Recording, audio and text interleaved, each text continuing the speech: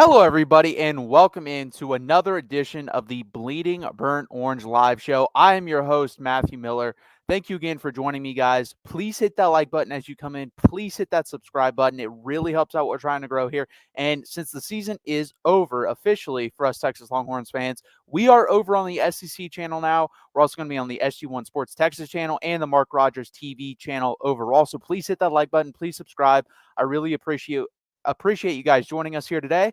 Obviously, as the title says, the sugar went sour Monday night, Tuesday morning for Texas. Overall successful year, but not where we want to go. And I'm going to recap the whole season. We'll get in the Washington game as well. And also a little bit of outlook for the 2024. That's going to be a slow play, guys, because we have a long time to go. What is it? 8 months now until Texas kicks off again, which is sad to say, sad to hear as well for you guys. But thank you again for being here. Hit that like button, subscribe down below. Before we do that, if you're going to go to a game, I'm going to the Texas basketball game actually Tuesday the 9th.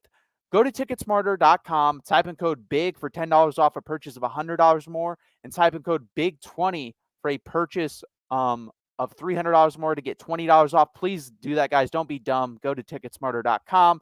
Also, subscribe to the SEC channel. Like I said, we're trying to grow this brand here. Texas is officially now, as of January 2nd, in the SEC. So, guys, let's do this. Let's talk the SEC when we do get there.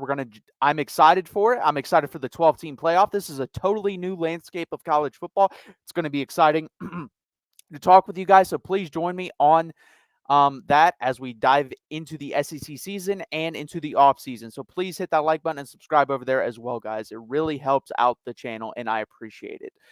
So Texas loses to Washington 37-31.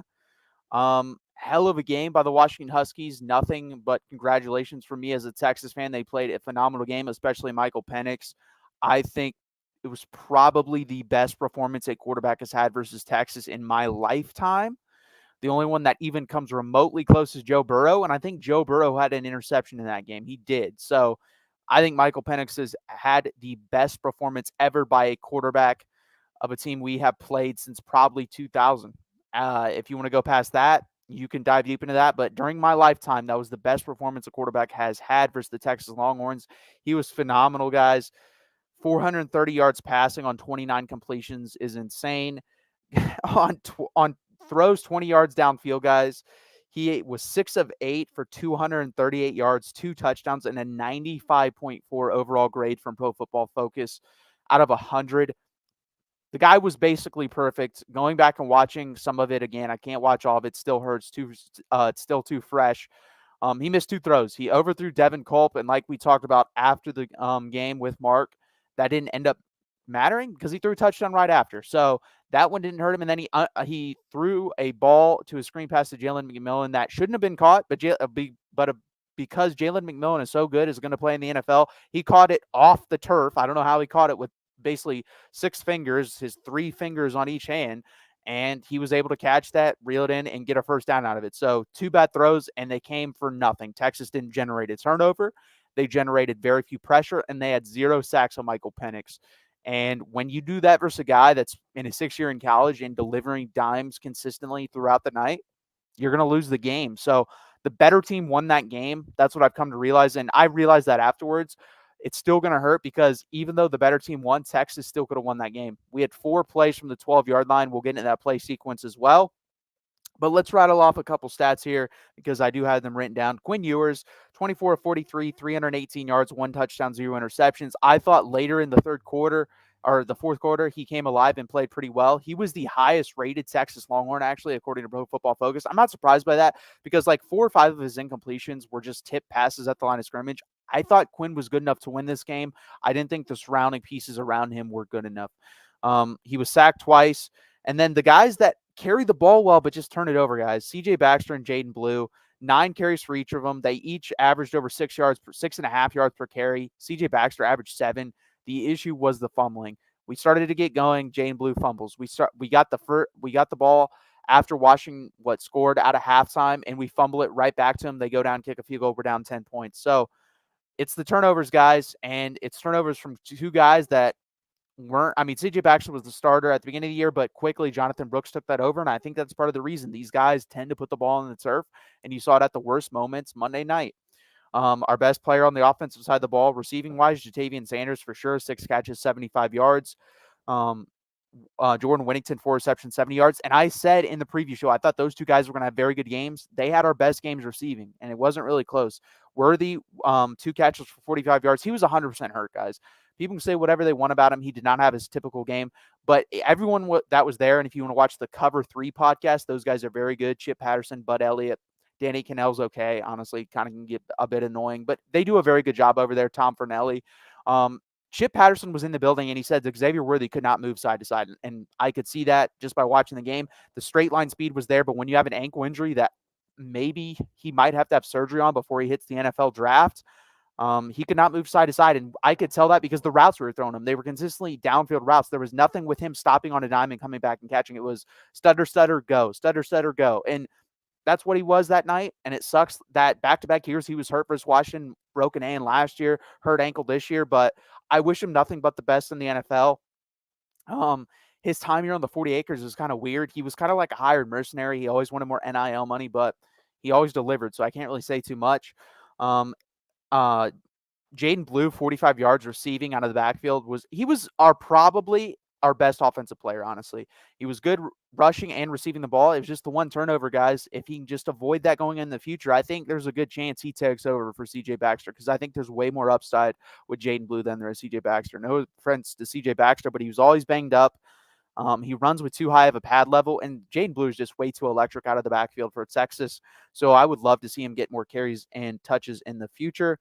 And then on the defensive side of the ball, guys, we had 0 sacks and 1 tackle for loss. We were not good enough on the defensive side of the ball at all. The interior was the strength and is the strength of this team, but the problem is, Byron Murphy was the only real pass rusher there. Devondre Sweat's not a pass rusher. He's a run plugger, and he's very good at that.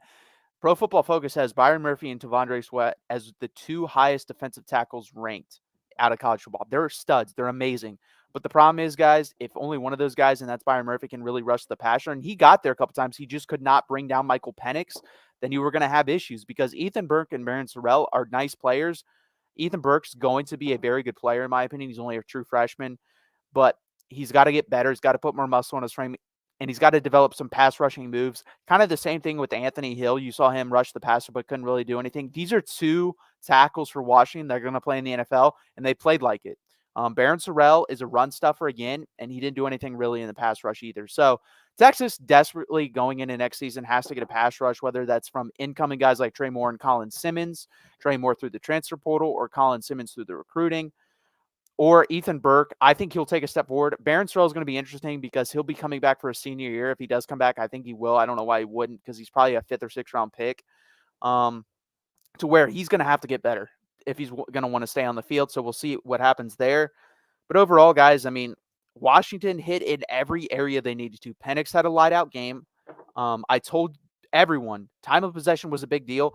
Washington dominated that 36-20 on their time of possession to 23-40. That's not even close. I said Texas had to win. They didn't even get close on that. They were 13 minutes behind, basically, in time of possession. So Washington won that as another key category. And they had more turnovers and sacks. I mean, the better team won Monday night, period, point blank, end of story. We were very lucky that we had a chance to win at the end. And if we would have won at the end, I honestly think we win the national championship, because that would have been like getting a big break. We weren't going to play like that back-to-back games, but it is what it is. It sucks. We're going to have to live with that as Texas fans.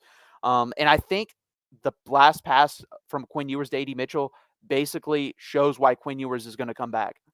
He has great touch of the football, but he needs to learn to drive the football, step into his throws and drive. That's the difference between him and Michael Penix. Michael Penix is confident in the pocket, steps up, and just delivers strike after strike.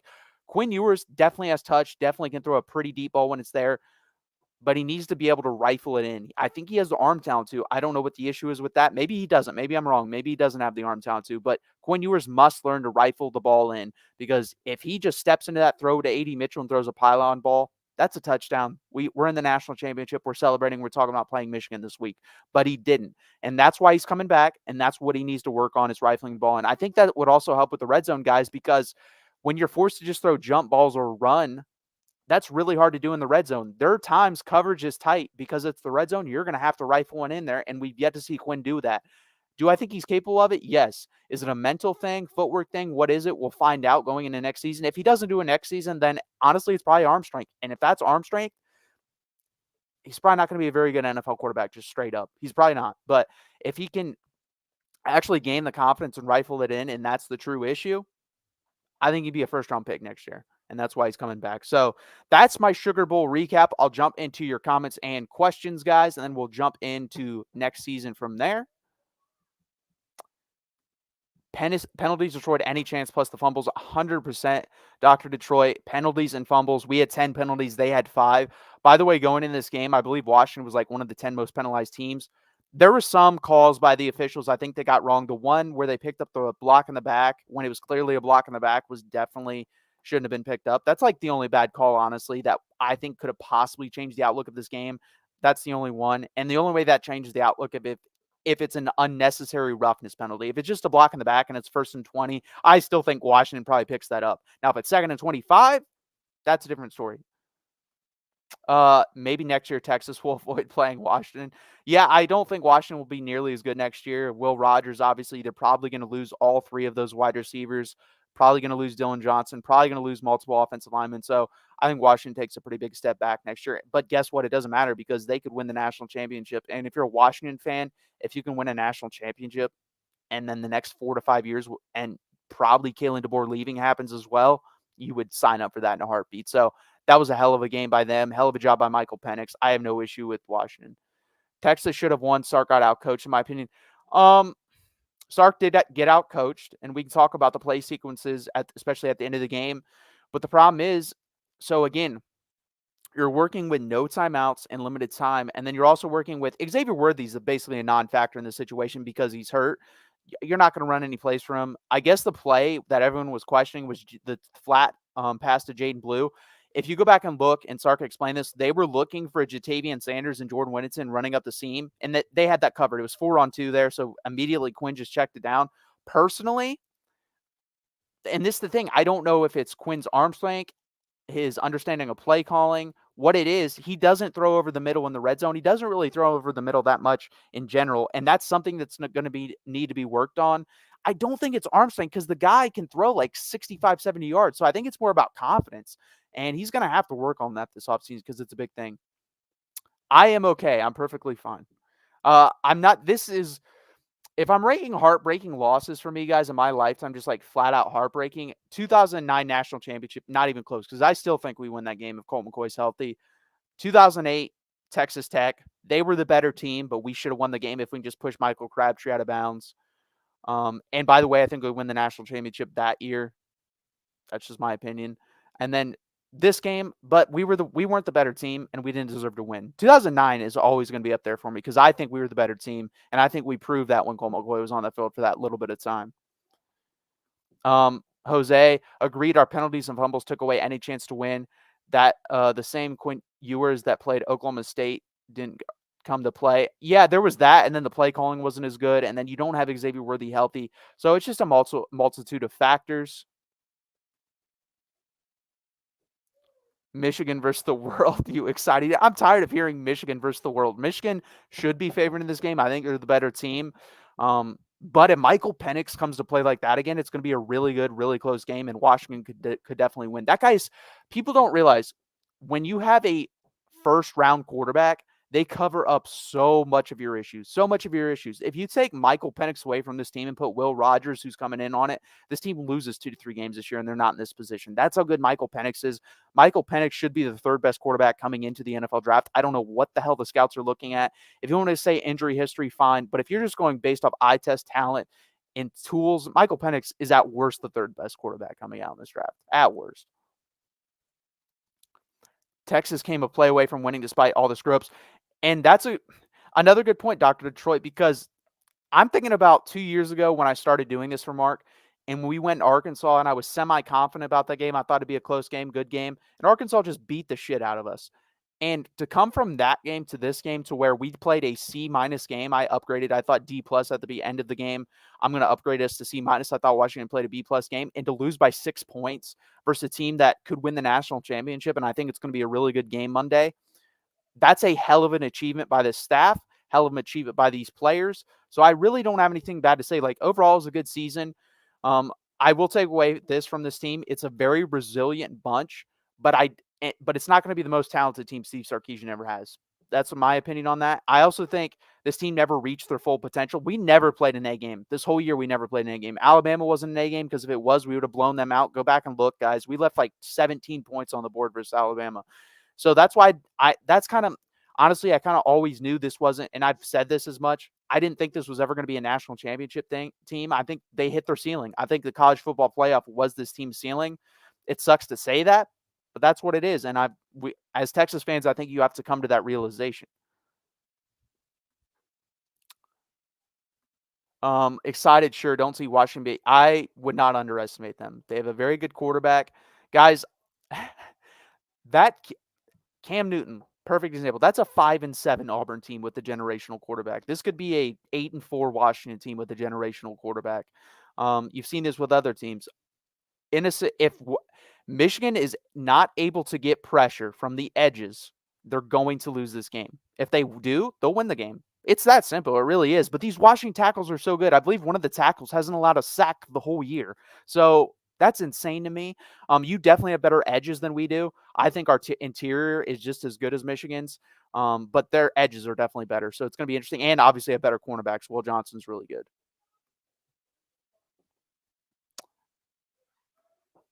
Without Dylan, Washington has almost no chance, and our D isn't like the pack. That's fair. We played our C- game, and that was good enough to beat Bama. Yeah, I mean, do I think that was a C- game for Michigan? I mean, I thought that was like a typical Michigan performance from what I've seen. Maybe that, like I said, and that's the thing too. Like, Texas has not played an A game all year, so was it really justified to me to say if we play our game we win? No, because they haven't played it all year, so I can't say that. So I don't know. Wet blanket. He has arm strength, just gets happy feet when pressured. Yeah, I agree. And I think that's the next step. He's got all the talent. He definitely got better from year 1 to year 2. If he can make that jump from year 1 to year 2, he does that year 2 to year 3, he can be the Michael Penn, not that good, but he can be similar to where he drags. I think next year's team will be slightly less talented, but if Quinn Ewers is better, I don't care, because if you have a great quarterback, they cover up a lot of warts. And I think he'll be behind the best offensive line too since 2005. So this team's got talent. We'll talk about that a little bit later in the video, dive deep into who I think is going to stay, who I think is going. Obviously, Xavier Worthy has already declared for the NFL draft. Not unexpected. Everyone thought he was gone.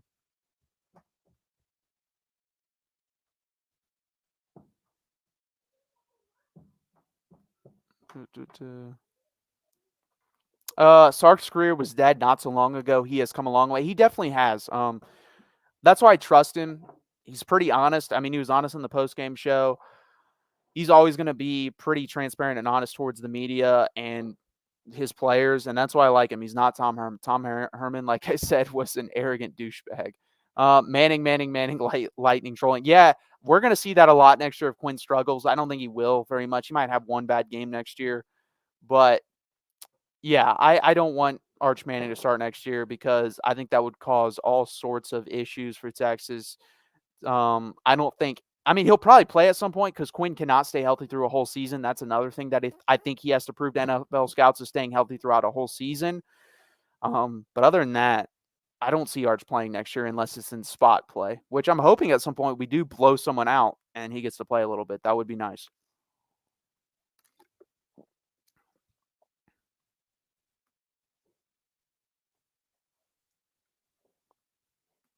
Arch will be the guy to hold that big trophy over set. Maybe. We'll see. I don't know. I think a lot of that has to do with who you play, who's around him, all that sort of stuff. So we'll have to see. That's way too far down the road for me to say anything about that. Yeah, for sure, BB Bean. Michigan has better secondary for sure. That's not even close. Texas secondary is not very good. Linebacker play, I think that's slightly Michigan. Edge plays Michigan. And the defensive tackle is us. That's like the only thing we have over Michigan is our defensive tackles. But their edges are better. I think their linebackers are even or slightly better. I think their safeties are definitely better, and I think their cornerbacks are definitely better. So but then offensively, I think we have the better quarterback. I know people will argue with that. Offensive line, I think theirs is better in certain aspects. Um, Wide receiver is not as good. Tight ends, you're deeper, but you don't have Jatavian Sanders. So honestly, Michigan wants to keep this game under 30. If it's under 30, they're going to win. If this gets high scoring, Washington's winning the football game. I'm glad Washington beat Texas because Texas is a streaky, scary, psychotic team. You never know which is going to show. But Washington has a horrible defense and wants to drag race everyone. Go blue. Yeah, it's kind of weird. I've never seen a team like Washington where they do want to score higher, but they don't really run tempo. Like they were taking their time versus Texas. That's why they ended up with 36-20 of time of possession. It's kind of weird. So you want to keep them because they didn't do very well versus third down on versus us, and that has a lot to do with us. We're the best third down defense in the country, but they were just able to consistently hit downfield shots. So if Michigan can stop that, then they'll win the game. And I don't think they're going to be completely stop it. I'm saying, can they contain it? That should be a better word because you're not going to be able to completely stop Washington's offense. I still say Ewers telegraphs passes. He's gotten way better at that. There are still some instances, I agree. 3 to 4 times a game, you're going to see him say, oh, I'm going here no matter what. But it's very rare now. It's not as bad. It's his footwork still needs a little bit of tweaking. And then I think confidence, honestly. And I think you'll see that next year because I think you'll see him get the playbook down and be able to run Sark's offense completely. What is your opinion of Xavier Worthy's personality? Um, I mean, I think he's selfish for sure, but he's a hell of a player. He's a top 5 wide receiver in Texas football history. I don't like the way in certain aspects he handled NIL publicly. Hated that. Don't like it. But he's kind of this new generation. And I know I'm young and I fucking hate the shit. So I understand why older people hate it. Um, I I'm kind of iffy. I like A.D. Mitchell personally better just from the little bit I've heard of him in the 1 year he spent here than Xavier Worthy as a person, but that's just me. With Manning, is ceiling higher than with Ewers? Um, I've seen very little athletically for sure. He's a great athlete, phenomenal athlete. So yes, there. Arm strength, I think Arch probably has a little bit. I don't know. I haven't seen him enough. I think just because of who his uncles are, probably yes, because his brain, the Manning brain, and everything I've heard, the first thing that everyone says is work ethic. So if he's got his uncle's worth that work ethic, yes, he probably has a higher ceiling than Quinn Ewers. I think Washington will try to run tempo on Michigan. I actually totally disagree with that. Washington has not run tempo on anyone this whole year. I don't think they're going to try to run it versus Michigan. Michigan hasn't played a quarterback playing on. Agreed. I 100% agree with that. I don't think Michigan has played a quarterback like Penix, but I also don't think Washington has played a defense like Michigan. So I think that makes, guys, you're playing in the national championship. That's how it's supposed to be. Washington should be playing the defense they haven't seen before, and Michigan should be playing the quarterback they haven't seen before. And that's exactly what's happening here. The best quarterback Washington has played was Quinn Ewers last round. The best defense Michigan, or the best offense Michigan has played, I don't know. Maryland? I think Maryland's better offensively than Alabama. I don't know. It's either Maryland or Alabama, maybe Ohio State. Maryland, about Alabama, Ohio State in there. None of them are great. None of them are top 20 offenses, in my opinion, but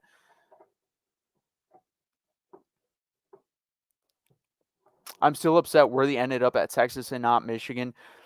Michigan, let's be honest here, wouldn't have used them the way Texas does. No offense to Michigan. You're just not going to get, I just don't think, those elite recruits at the wide receiver position because they don't run that type of offense. But he would have been good no matter what, where he would have went. He's a very good wide receiver. He's going to end up as probably, based on his 40 time, it would shock me if he's not a first round pick. I think his 40 time is going to be insane. I think it's going to be somewhere between 4.25 and 4.32. So I see him as a first round pick.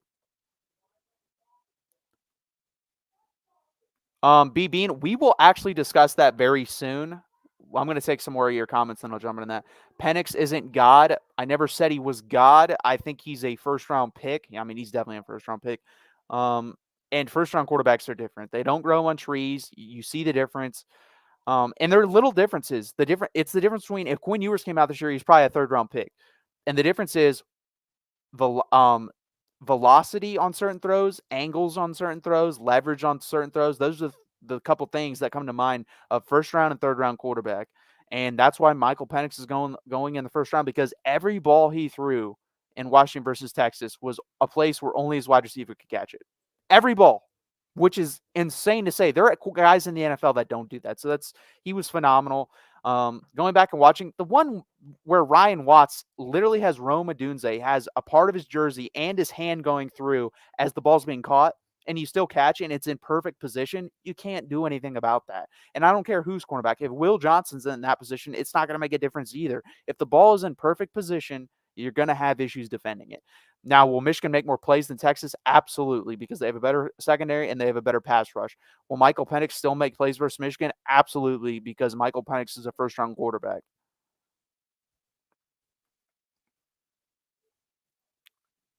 1 to 10, how shocked would you be if Washington won? 5. They could win this game. It's literally a matter of, can you keep Michael Penix somewhat clean? I don't think you have to be. Their offensive line doesn't have to do what they did versus Texas. If they give up 2 sacks, I still think they can win the game.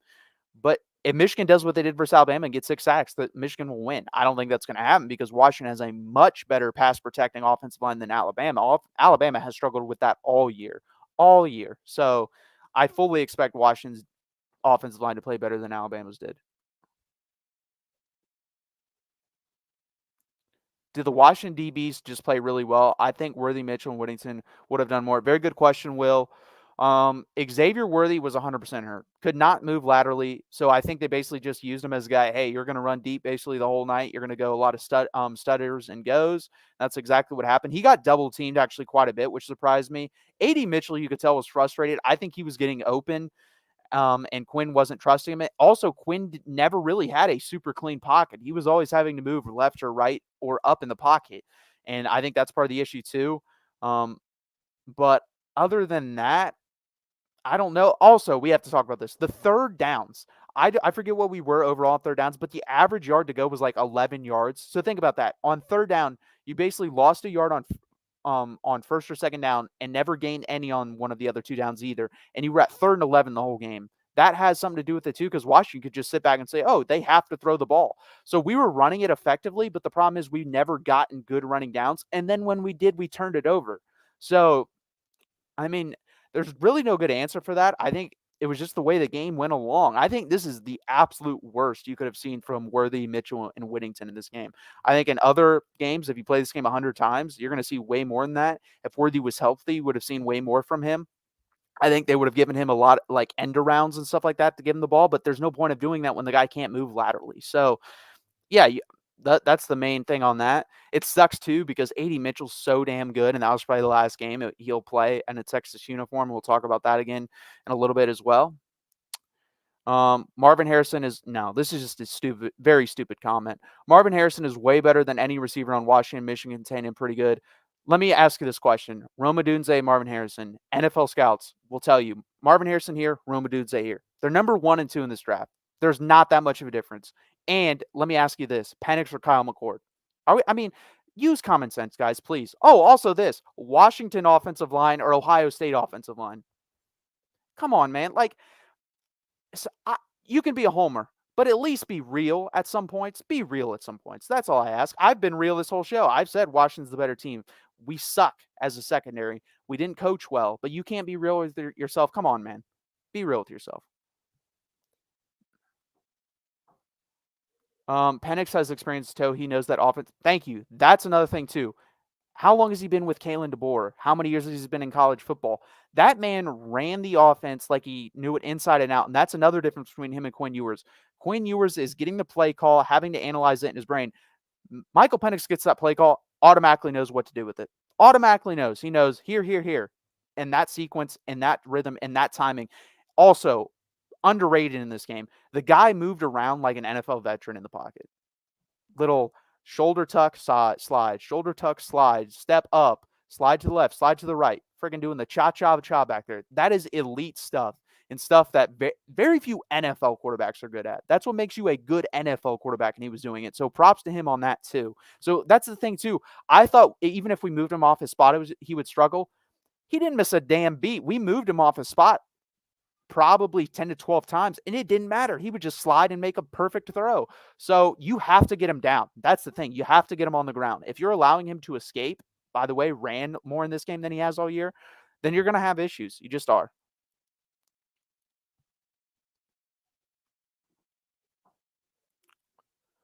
What shocked you most about Penix? I would say the elusiveness and accuracy. I knew he was accurate. I did not know he was elusive, and I didn't know he could be that elusive and then also deliver dimes down the field as he was getting chased. That was incredible. Again, there's one throw. Zach Smith has retweeted this. I'm not a big fan of him as a person. He does a great podcast though, Menace Sports. Um, Byron Murphy, I believe, right in his face. This guy literally just flicks his wrist, and it's 25 yards downfield on a back shoulder to their fourth string wide receiver right over the cornerback shoulder. How do you defend that? You don't. That's the issue. So he throws the best back shoulder ball of any college quarterback I've seen in a long time. There are better guys in the NFL, obviously, that have done it, but quarterback wise in college, he's the best back throw.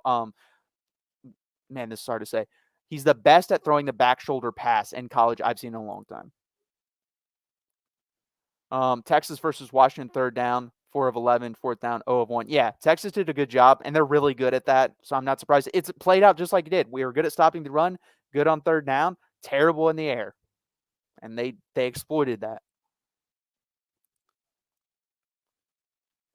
Still say we dodged a bullet with Washington. I agree with you, Mike. I think we're a better matchup for you guys. I've said that for a long time. Washington was by far the worst matchup for Texas.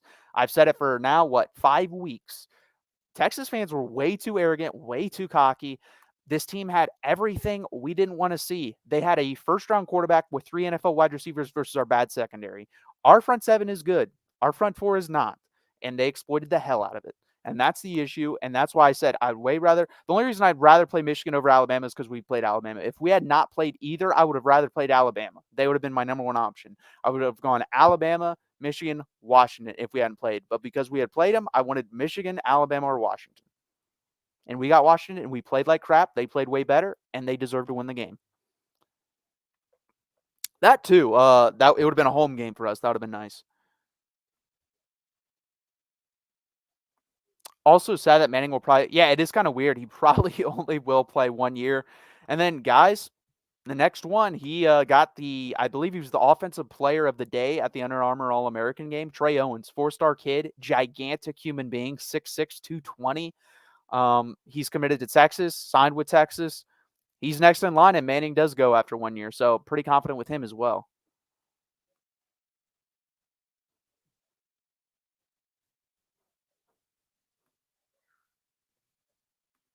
I was hoping for Michigan, Washington, Texas was a schematic nightmare for us. Mike, me and you have been on the same page of this for the last month and a half. I 100% agree with you, but it is what it is. You guys took care of business. We didn't.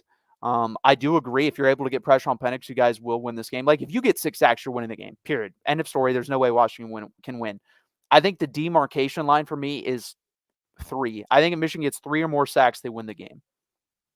I think it's that simple. If they don't get them on the ground, they're going to be in for a long night. And I don't care how good your secondary is, because if they have to cover for 5 seconds, you're going to be in trouble. This playoff was the best ever. Yeah, it probably was. It was a very good playoff. Yep, I call Texas a streaky, scary, psychotic team to play. Could be a daisy or a hand grenade. That's a perfect example of what Texas was. I think if we played to our A game, if everyone in this playoff had played an A game, I think we win the national championship. Problem is, we had never played an A game the whole year. And that's what the hope us Texas fans were hoping for, is at some point we were going to play an A game. This team just never had an A game with inside of them. The highest we ever got was a B+ game when we played Baylor. I think the next highest was a B game at Alabama. Everything else, we were basically a C team the whole year. We played our C game. The only time I think a D game came out was the Oklahoma game. That was a total shit show. That was by far our worst game of the year. And then I think Washington was just a typical game for us. I think other than the pre-snap penalties on the offensive line, that is exactly what Texas does. We shoot ourselves in the foot. We turn the ball over. We're not great in the red zone. At the end of the game, think about it. We had those 4 plays. We had 3 plays prior. Out of those 7 plays in the last 2 drives for Texas in the red zone, we had 3 points. That's who we are. So we deserve to lose. Only thing that ruined the postseason is that I've seen multiple FSU outlets saying Bama and Texas losing proves that the committee got it wrong. Please, son. I think if Jordan Travis is healthy, I don't think Bama gets in. Maybe Texas gets screwed in that situation. I don't think FSU was ever going to win a national championship. I think they're right, honestly. I think Texas and Florida State would be a really good game. I think they're right on par with us as a team, so it would have been interesting. Com- Compare Penix versus Burrow. I actually think Burrow's more mobile. I think Penix with the deep ball is more accurate. I think release wise, I think Penix has a slightly faster release. I think Joe Burrow is more of a student of the game, though, because you got to realize hasn't had as many years in college as Michael Penix has. But I think there's a lot of similarities there, honestly.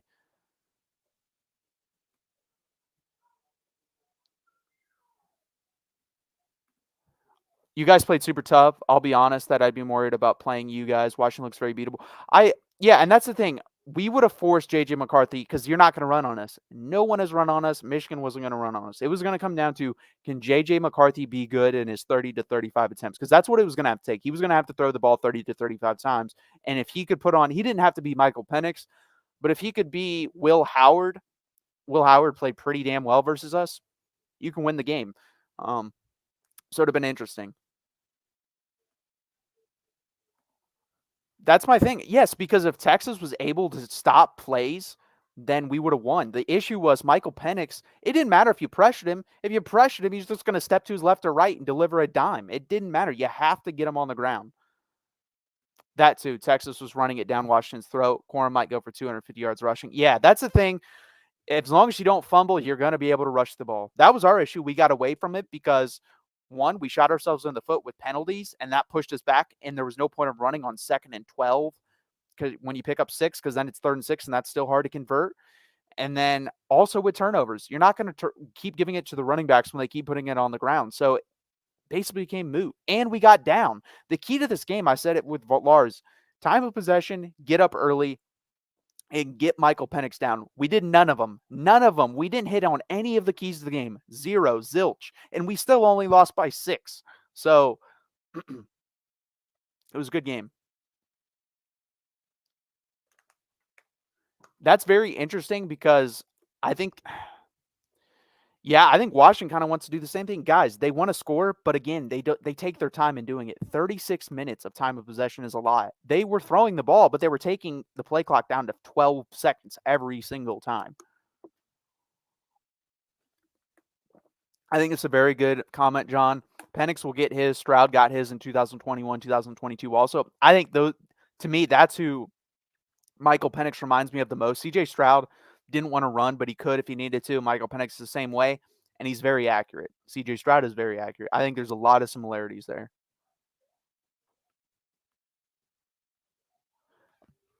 Yes, a lot. It affected it a lot because Jonathan Brooks does not fumble. He's fumbled once all in his whole year versus Kansas State.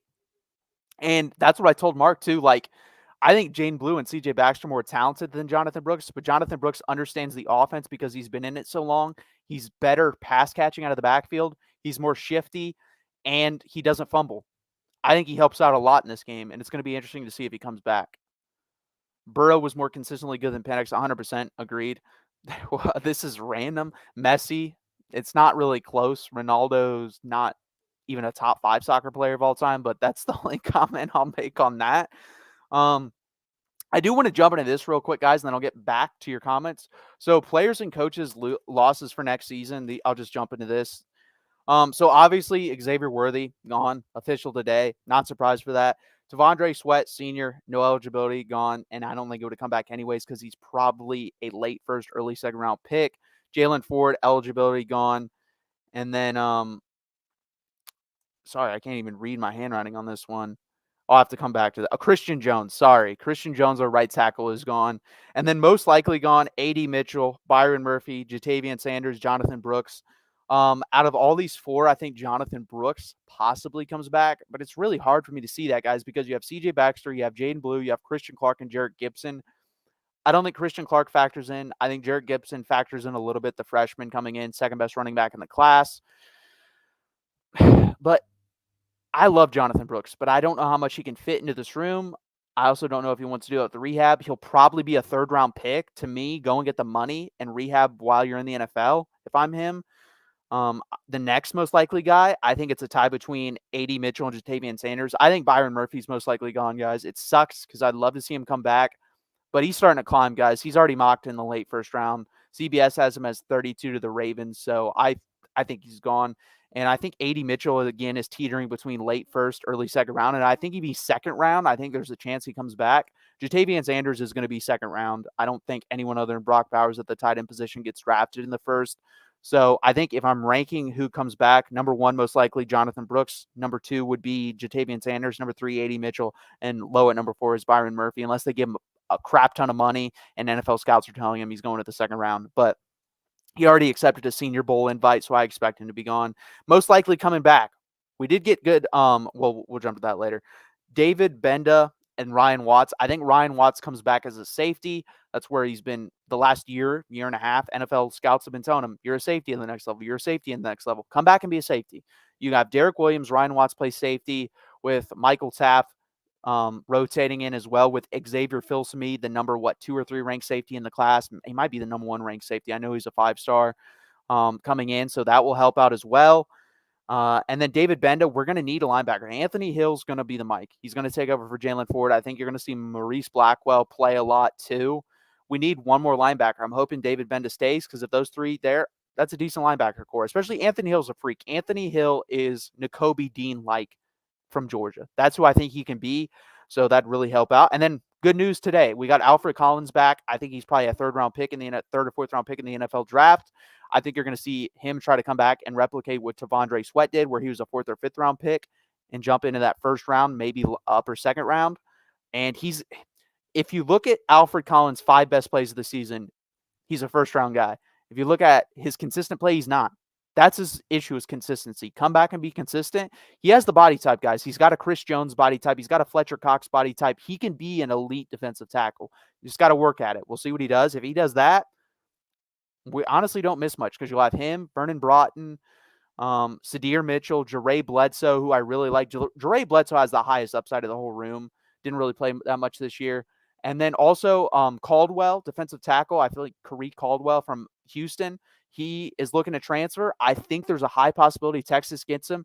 Very good against the run. Also had 6 sacks. If you have Alfred Collins and Caldwell starting next to each other next year with Ethan Burke, Trey Moore coming in from UTSA, who led the nation in sacks, Baron Sorrell, and also Colin Simmons, 5-star defensive end. If those are your rotations at the edge position, I actually think the defensive line this year overall is better than the defensive line from this year. So defensive line next year is better overall from the defensive line this year. So that's really good if we can do that. Portal needs, in my opinion, guys. I still think we need a cornerback, one that can step in and play right away. Malik Muhammad, 5-star freshman from this year, is going to play next year. He's going to be the main guy.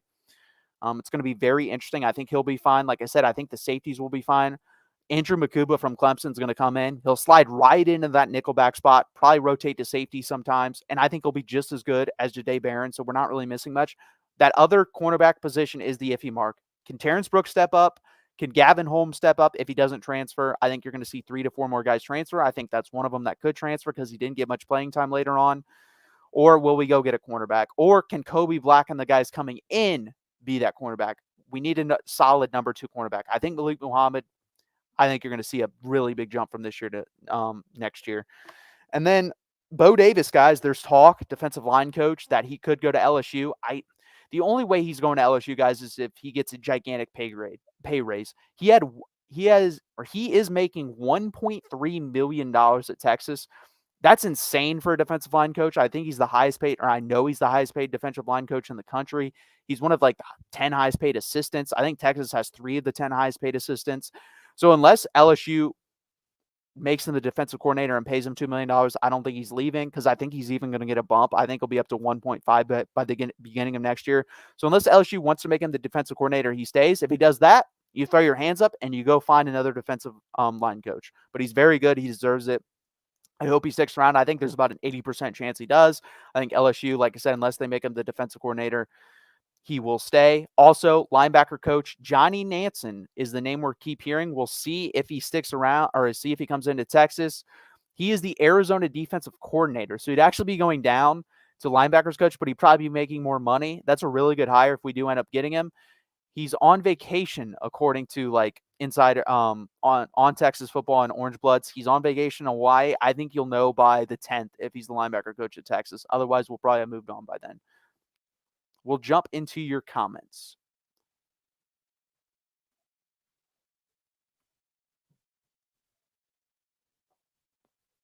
Yes, please hit that like button for me. Hit that subscribe button as well. I appreciate that, John. Washington's O-line will do better versus our pass rush than Bama's, but Penix will get sacked a few times. If we limit him to around 21, we should be able to score 31 to 34 and have a comfortable win. That's a reasonable outlook, John, and I don't disagree with any of it.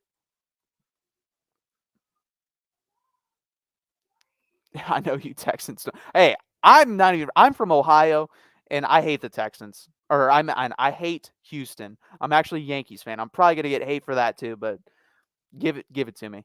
Uh, I doubt I'll even recognize our rosters when we play next year. Yeah, Michigan's going to have a lot of turnover. Texas won't have as much. Unless McCarthy stays. When McCarthy stays, I think that'll be a good game. If McCarthy leaves and Harbaugh leaves, I think Texas wins that game pretty easily, honestly.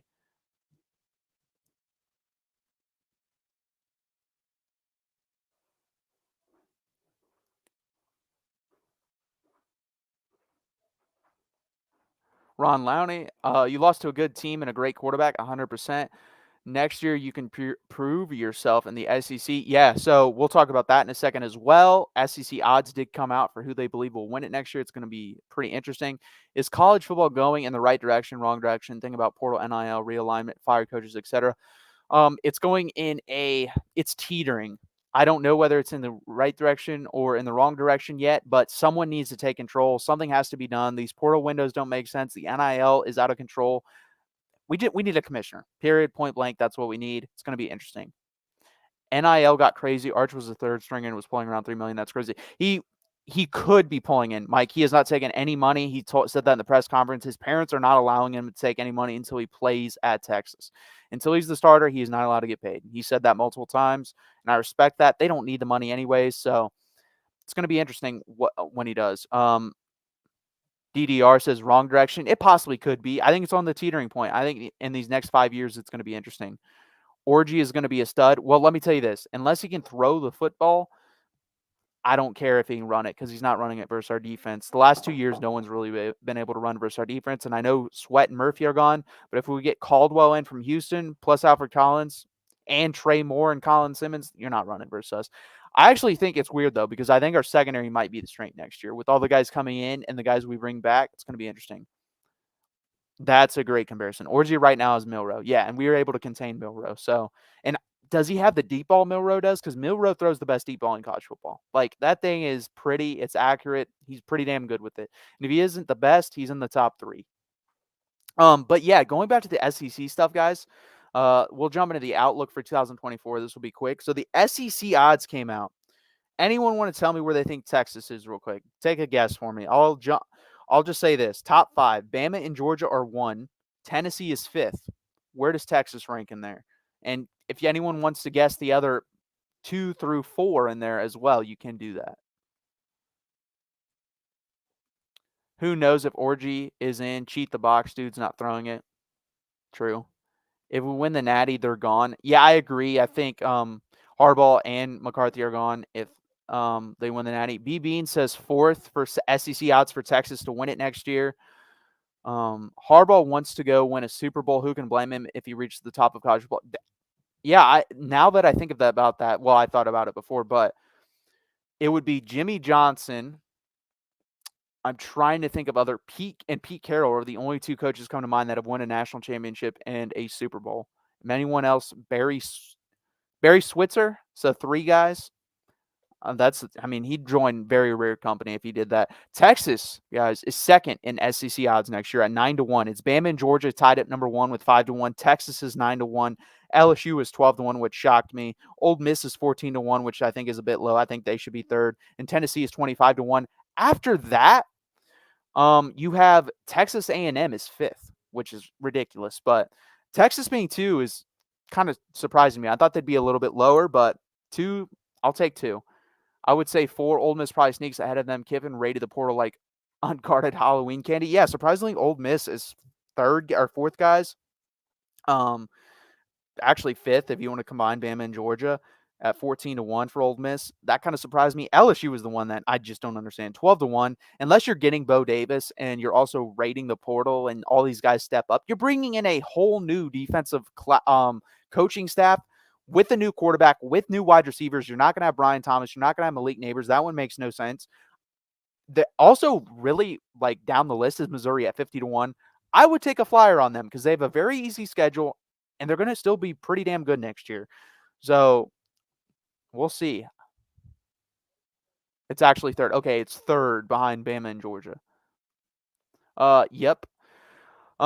Guys, again, can you please hit that like button? Please subscribe down below. It really helps out the channel. I'm going to be here every Wednesday during the off season. I'll be here next Wednesday.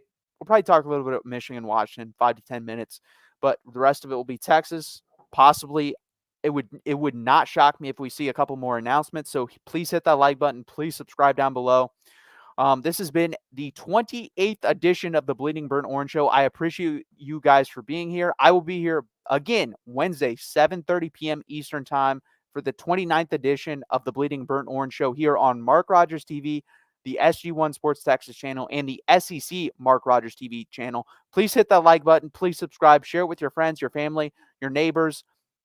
Hook them, guys. It was still a great year. Thank you guys for being here.